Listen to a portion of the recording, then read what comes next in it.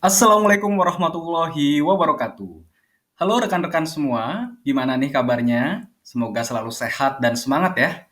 Oke, pada kesempatan kali ini kami akan membahas tentang apa itu ID penulis Scopus. Nah, sebelum membahas lebih lanjut, jangan lupa rekan-rekan untuk bisa like, komen, share, dan subscribe channel YouTube ini untuk mendukung agar kami bisa lebih maju dan produktif lagi dalam berbagi ilmu.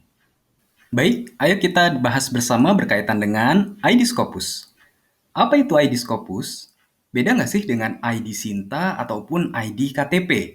Nah, ID penulis Scopus merupakan ID unik yang mewakili masing-masing penulis yang berhasil publikasi di jurnal internasional bereputasi terindeks Scopus. Nah, kalau ID penulis Scopus ini terdiri dari 11 digit nomor unik yang terdapat di profil Scopus teman-teman. Jadi kalau misalkan teman-teman di sini sudah memiliki ID Scopus, maka akan ada 11 digit nomor unik seperti yang ada di bar URL ini. Ya, yang 55301269100. Masing-masing personal pasti memiliki kodenya sendiri-sendiri yang unik. Pada profil Scopus, kita bisa lihat ya, ada nama autor di sini. Contohnya adalah nama depannya Ferry dengan nama belakang Effendi. Kemudian kita juga bisa melihat ada afiliasi Universitas Airlangga Surabaya Indonesia. Kemudian ada alamat orchidnya atau ID orchidnya. Nah, yang membedakan dengan ID KTP adalah tenang aja teman-teman, di sini tidak ada status perkawinan ya. Jadi kalau teman-teman researcher ya atau teman-teman dosen atau teman-teman mahasiswa sudah memiliki ID Scopus, tidak akan ketahuan single atau tidaknya. Jadi tidak perlu khawatir. Oke, kemudian apa sih kira-kira gunanya kita memiliki ID penulis Scopus ini? Nah, teman-teman, gunanya yang paling utama adalah membedakan nama-nama yang mirip dengan memberikan nomor unik kepada setiap penulis di Scopus dan mengelompokkan semua dokumen yang ditulis oleh penulis. Misal nih, saya bernama Ferry Effendi. Tapi bisa jadi kan nama Ferry Effendi di belahan bumi lain itu ternyata banyak banget. Saya punya kloningan beragam nama yang sama. Persis seperti ini, Ferry. Kemudian nama belakangnya juga persis tulisannya seperti ini, Efendi. Nah, kalau seperti ini kan jadi bingung. Kira-kira punya siapa ya penelitian ini? ID Scopus dipergunakan untuk membedakan apakah penelitian ini milik Ferry Effendi dengan ID yang tertera di bar URL ini atau Ferry Effendi yang lain. Karenanya, jelas ID profil Scopus ini adalah ID yang unik dan berbeda meskipun namanya sama. Selain itu, ID penulis Scopus ini juga memudahkan kita dalam mengidentifikasi afiliasi yang bersangkutan.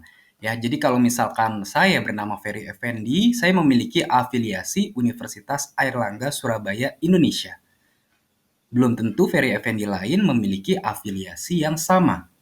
Jadi memang untuk membedakannya pun selain tadi dengan 11 digit nomor yang ada di bar URL, kita juga bisa melihat afiliasinya. Kemudian, profil ID Scopus ini juga bisa melihat atau menampilkan gambaran jumlah sitasi dari autor atau dari ID kita. Bisa dilihat oleh rekan-rekan semua bahwa di sini pada tahun 2021 sitasinya total ada 91. Kemudian, di tahun 2020 ada sejumlah 172. Dan seterusnya kita bisa melihat jumlah sitasi per tahun. Lantas, bagaimana caranya ya supaya kita tahu apakah kita sudah memiliki ID Scopus atau belum? Atau bagaimana kita caranya memeriksa ID Scopus kita? Nah, caranya mudah sekali. Kita buka saja tab baru di sini. Kemudian kita masukkan alamat scopus.com. Setelah itu, kita akan diarahkan ke layar utama atau halaman utama pada halaman Scopus. Kita klik author search di sini.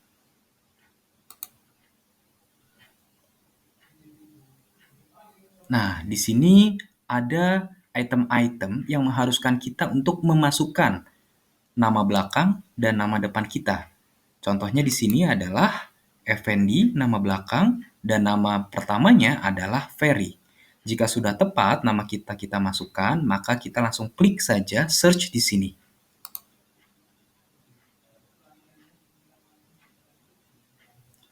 Nah, di sini kemudian akan muncul hasilnya, bahwa nama dengan ID Ferry Effendi itu sudah ada ID Scopusnya dengan jumlah 100 dokumen, H-index 12, berafiliasi di Universitas Airlangga Surabaya, Indonesia. Kita bisa klik di sini.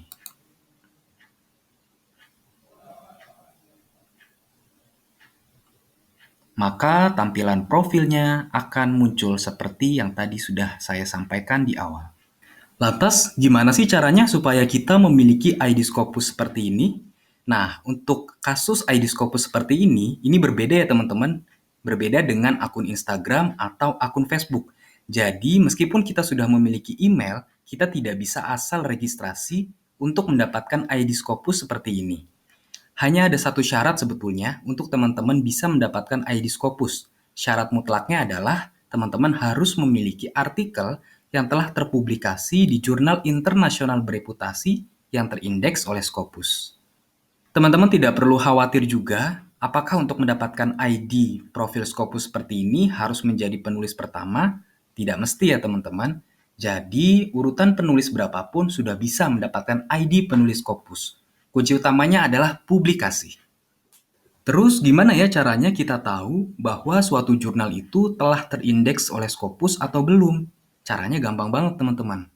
Jadi kita kembali ke halaman utama dari scopus.com. Ya, jadi jangan lupa kita ketikkan scopus.com di bar URL ini. Kemudian kita klik sources di sini.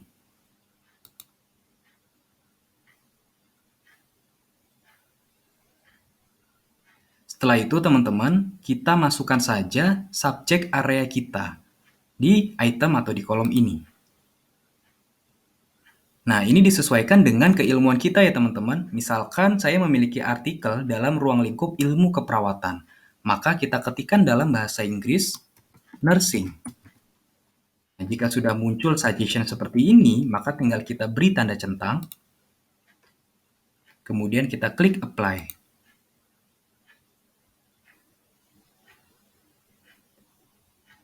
Maka Scopus akan menampilkan 855 hasil. Untuk keilmuan lain mungkin saja berbeda. Ini adalah daftar-daftar jurnal yang terindeks oleh Scopus dan bisa teman-teman kunjungi untuk memasukkan artikel penelitiannya.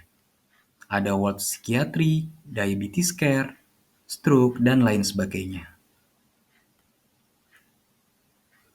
Nah, selain Scopus.com, kita juga bisa mengetahui apakah suatu jurnal terindeks oleh Scopus atau tidak di website skimagojr.com.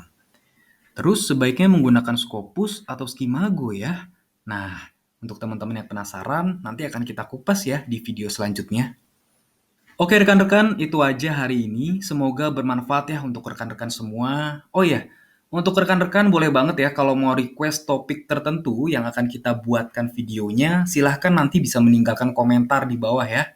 Terima kasih, tetap sehat, salam sharing, caring, and acting. See you. Wassalamualaikum warahmatullahi wabarakatuh.